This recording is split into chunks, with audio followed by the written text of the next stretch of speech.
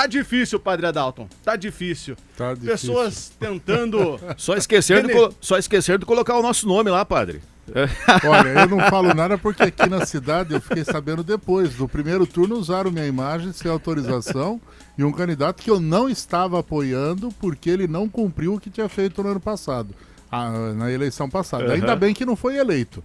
Mas foi uma questão que depois vieram, nossa, mas você viu o seu candidato? Falei, não, meu candidato não tem nada a ver. Não, porque olha aqui, você tem até foto. Falei, não, foi usado sem autorização.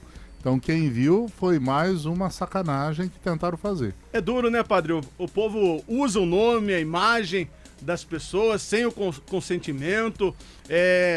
Pessoas que, não sei por que motivo... Mas olha, eu acho que o será povo essa nosso está pessoa começando... essa pessoa que fez a lista, será ela queria estar com o nome ali e falou assim, vocês soltando inverdades por aí? Não sei, a gente nunca sabe, mas hoje eu falo esse mundo de fake news que nós estamos vendo, e não as do Alexandrão lá, né, mas as fake news que estão aí, você está vendo emissoras sendo cerceadas, eu nunca tinha ouvido falar de censura no Brasil depois de 64. Uhum. Durante a ditadura militar a gente teve vários casos, novelas que foram impedidas, jornalismos que foram impedidos. Agora você vê um cara usar a lei de censura para proibir uma emissora de falar a verdade, porque ainda se ela estivesse inventando tudo bem, mas ela está dizendo uma realidade que todos nós conhecemos. Eu acho isso muito estranho. Quer dizer, isso são indícios de que as coisas estão complicadas. E quem tem Instagram, quem tem Facebook, YouTube, percebe como os logaritmos deles estão manipulados. Você põe lá uma busca e de repente ela só dá para um candidato, ela não dá para os outros. Eu estava vendo uma publicação daquela entrevista que aquele site lá do Flow lá fez. Você coloca Flow, o nome de um candidato, aparece o outro. E daí o outro vem dizer, não, eu consegui 2 milhões de acesso e o outro que está acostumado com a internet só tem 1 milhão. Eu fiquei abismado. Tá muito escancarado, né? Não, tá. Eles estão no desespero, tentando mostrar, reverter. Eu acho que a polêmica das pesquisas no primeiro turno foi muito evidente. Não teve como não dizer que tem manipulação na história. Tem manipulação de todas as formas, né? Na justiça, no meio político e agora a população também querendo manipular e censurar certas emissoras, né? Porque aqui no caso de Capivari, padre, esse grupo ou ele estava querendo censurar certa emissora, certas pessoas, ou fazer o quê? É uma censura também, né? Não deixa de ser. Porque envolver nome de pessoas aí... Mas nesse caso dessa lista, né, que para quem está nos ouvindo aí não sabe o que aconteceu no final de semana depois aí na sexta-feira. Pra mim que eu não recebi. Então, tem muita gente que eu conversando hoje mesmo, pessoal, mas que lista é essa? Tem muita gente aí não sabe, com certeza vai acabar recebendo, né? Ou não. Mas de repente você está ouvindo aí, não sabe o que a gente está falando, uma lista, né, que nem o Tony falou, de alguns nomes aí de pessoas aqui de nossa cidade, né, empresários, até mesmo companheiros nossos aqui da Raízes FM, que aparece, né, com o nome nessa lista, dizendo que estaria apoiando, né, uma manifestação, né, que teve no final de semana na Praça Central aqui de Capivari. Mas eu acredito que, apesar da cidade de Capivari ela ter evoluído um certo tempo para cá, né, ter crescido, isso demonstra que coisas parecidas acontecem em cidades pequenas, né, onde praticamente todo mundo conhece todo mundo. Né? A manifestação aconteceu? Aconteceu. Com muita gente ou pouca gente? Foram todos conferir se quem estava na lista estava lá? Então, a gente tem que saber o que responde por causa da censura aí, né? Então, de repente, é capaz da gente ser cerceado também. Da nossa liberdade de expressão. Mas Padre, tá bom. Dependendo do lado, com certeza. Padre, o que o senhor preparou para hoje, que estamos aí há poucos dias do pleito eleitoral do segundo não turno? tem como a gente, num dia como hoje, não falar da situação atual. Né, nós estamos vivendo um quadro muito complicado, o mundo está aí à mercê de uma guerra nuclear, com tudo que está acontecendo na Europa, entre Rússia e os países sérvios e ali para o lado. E o Brasil não fala nada disso porque só fala de eleição. Quer dizer, se até as eleições são mais importantes do que o contexto internacional que nós estamos vivendo, é complicado. Essa semana, não sei se vocês viram, caiu a primeira-ministra da Inglaterra porque ela não cumpriu o que prometeu nas eleições. Eu pensei comigo, por que o Brasil não é parlamentarista, não? Numa dessa, o primeiro-ministro cai, o governo continua, já estão escolhendo outro, mas são coisas que a gente não entende. E por que ela caiu? Porque a inflação chegou a 2 dígitos, coisa que a Inglaterra não via desde a Segunda Guerra Mundial. Né? A Europa toda vivendo com esse fantasma de inflação, o mundo todo vivendo com essa questão das restrições econômicas, sociais, políticas. E esse final de semana nós vimos brasileiro apanhando em diversos lugares do Brasil, do mundo, porque saíram fazer campanhas pelas ruas, como se a eleição fosse lá. E a polícia meteu couro na turma, você precisa de ver. Eu vi algumas cenas de Portugal, vi algumas cenas da Itália, vi algumas cenas da França, onde as polícias locais simplesmente baixaram o cacete, desculpa a expressão, nos manifestantes brasileiros que foram gritar fora não sei o quê e apanharam pra valer e por desordem pública. Então a situação parece que o nosso mundo está ganhando destaque. Então, diante desse quadro, a primeira coisa que eu gostaria de pedir, acho que nós estamos aí nessa semana, você se ausentar do pleito eleitoral não vai resolver o problema. Pelo contrário, vai dar voz para esses que gostam de aprontar, de fazer fake news e criar todas essas situações. Então faça valer a sua opinião, mostre a realidade que você está vivendo hoje, faça uma boa análise, escolha.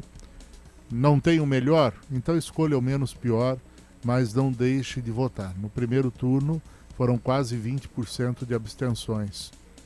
Né? E isso define qualquer eleição. Numa diferença de votos que chegou a 4%, você falar que 20% não compareceu, é uma diferença muito grande. Então faça a sua escolha, pense bem, reflita. Eu acho que todos nós temos na cabeça pelo menos algumas noções, né?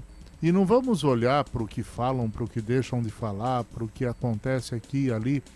Né? Agora mesmo são situações que vêm, que falam isso, falam aquilo, e a gente precisa tomar muito cuidado. Mesmo na esfera religiosa, nós estamos vendo algumas manipulações inadequadas, algumas pessoas, autoridades se manifestando a partir da sua convicção. E eu lembro, a convicção que eu trago é minha, e se eu falo como padre, eu tenho que falar em nome da instituição e defender os valores da instituição e não falar o que me agrada. Isso é muito triste quando a gente vê colegas, quando a gente vê pessoas de outras religiões deixando de lado a moral cristã, deixando de lado a palavra de Deus, deixando de lado os ensinamentos do Evangelho para defender as suas convicções, porque ele tem interesses em defender determinadas políticas, então ele defende esse ou aquele candidato. Eu acho que a gente não pode fazer isso, nós temos que sempre reforçar, e esse final de semana mesmo eu falei em todas as missas no sentido de reforçar princípios que sejam fundamentais para a vida humana, né? Não é escolher o que melhor me apetece. Eu posso ter minha preferência política, agora eu não posso, diante da situação, me posicionar para que as pessoas usem isso ou aquilo. Então acho que esse ponto é muito importante. E eu tinha preparado um outro assunto, mas já que entrou na onda dessa, vamos ficar nisso hoje, deixa isso daqui para outra semana, porque nós estamos num momento em que é preciso você pensar que o que está em jogo não é dia 30 de outubro. Dia 30 de outubro é o marco onde você vai lá, vai gravar seu voto e acabou, mas o que está em jogo são 4 anos pela frente do Brasil e 4 anos que podem determinar uma consolidação ou uma destruição de ideais e perspectivas. Alguns países que escolheram mal vão, para se reconstruir, levar pelo menos uns 40 anos. Né? A gente está vendo situações aí por fora. Você está vendo... ou seja, 40 anos, né, a estimativa aí.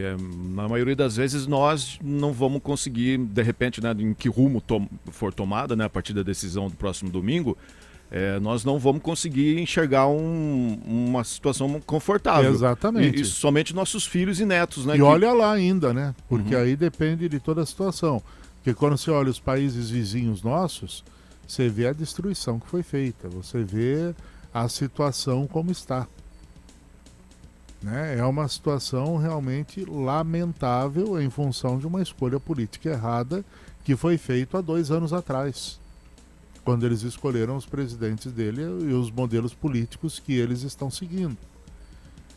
Então nós temos que parar e pensar, olha, qual o projeto que eu quero para esse país, qual é a situação, né? Porque senão, de repente, eu vou entrar numa onda, né, onde eu me abster significa dizer sim ao que vier. E votando, pelo menos vou dizer, eu fui responsável por essa escolha e tenho que ser responsável por esse caminho. Então você analise bem, pense bem, veja todas as situações. Né? Ontem a gente viu o maior delator do mensalão da época, o Roberto Jefferson, sendo preso, porque ele violou a condicional. Ótimo, até aí ponto final. Agora o que me espanta é, a polícia chega na sua casa, você tem em casa metralhadora, granada, fuzil, para receber a polícia a bala e com fuzil. É um absurdo um negócio desse. Como é que nós podemos chegar a uma situação dessa? E a gente sabe por quem ele foi financiado, agora para tentar mostrar um outro lado. Então são situações que a gente precisa tomar um pouco de cuidado. Né? Ele foi o maior delator do mensalão, só que depois ele se converteu, veio para isso, para aquilo, e está aí agora tentando fazer as suas políticas. O seu partido, quem não sabe, veja quem o partido dele está apoiando. A gente já vai ter um patamar por aí. Então é muito importante que a gente olhe para isso, pense, reflita e cuidado com o que nós vamos fazer para frente. Muito mais do que ter um país armado com armas letais, revólveres e tudo mais, é a gente ter um país armado por uma estrutura que vá cercear a nossa condição de vida, a nossa capacidade de viver e a possibilidade, né, de daqui a pouco eu não poder mais vir aqui no programa porque eu não falo aquilo que está de acordo com o modelo centralizado que estão tentando implantar. Então precisa tomar muito cuidado. Padre, muito obrigado pela sua participação. Tá aí, tomando muito cuidado, pisando em ovos para não criar problema para você, senão você sai do ar até sábado. Foi o que eu falei. Estão tentando de tudo quanto é jeito. É engraçado que nem mudou ainda a estrutura, né, administrativa do país, né? E já estamos vivendo isso daí. Imagina que, vamos ver aí. Não, mas não mudou, mas quem está promovendo isso é aqueles que esperam galgar o poder agora. Eles foram de uma outra estrutura, né? Esperavam no seu projeto de poder que esses 4 anos fossem diferentes. E não foram. Então agora eles têm que fazer de tudo para retomar a capacidade, senão quem vai estar perdido são eles. Mas vamos ver o que dá. Uma ótima semana, Até Padre. mais. Tchau, Até tchau. mais.